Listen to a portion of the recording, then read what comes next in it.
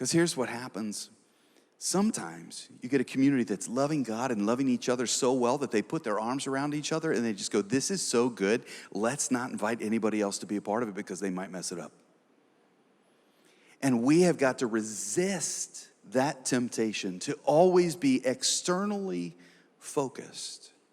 To say we have got to go outside of the walls. We've got to be a people that will bless those around us. We will establish relationship with those around us. We will serve those around us.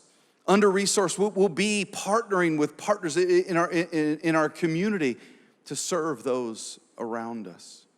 But what would next steps look like in that? You know, when I was recently talking with some old-time Willow folks, and they were reminiscing with me about the good old days, the golden era, someone said.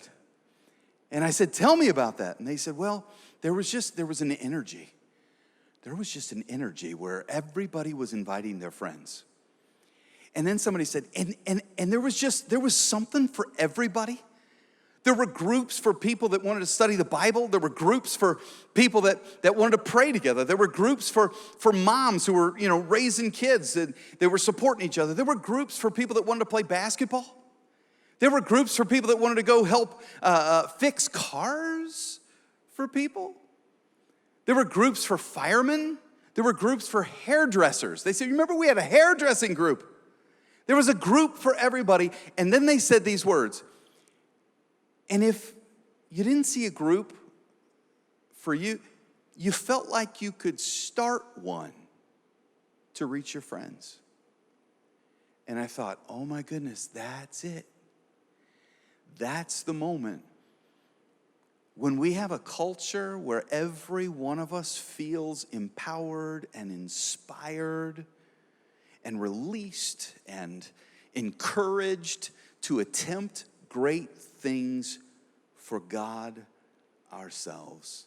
Can I tip my hat a little bit? Can I show you my cards that when I think about a disciple, when I think about making disciples, it's not just somebody who sins 22% less than they did last year. And I don't think of a disciple as someone who knows 18 more verses than they did last month. I think of a disciple who has answered the call where Jesus himself said, you come and you follow me, and I will make you disciple. I will make you a fisher of men. I dream of a place where every one of us feels encouraged and empowered to say, you know what? I could reach my friends. I could start a group for that. I could hold an event for that. I could get some people together and go serve at that soup kitchen. I could make a difference in my community. I could do that. And what I want to do over the next year or so is I want to begin to build in discipleship rhythms, some habits.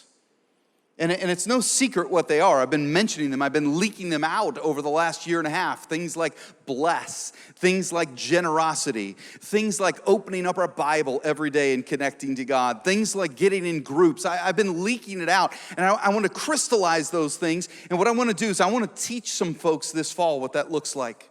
And then I want to challenge them to start groups, and then those groups to start groups, and those groups to start groups. And my hope is that every one of us in Willow will understand those habits of a disciple.